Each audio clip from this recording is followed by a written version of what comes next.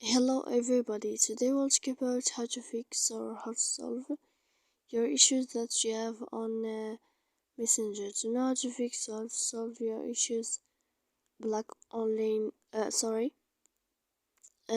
screen on the Messenger, you should just go to settings. Here in this page, you click apps, default apps, app settings.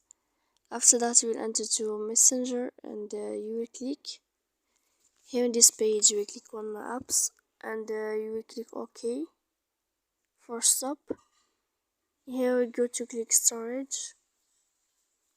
After that we click clear cache, but pay attention, don't click clear data because that can make errors on your applications. So please don't forget to support us by like and subscribe.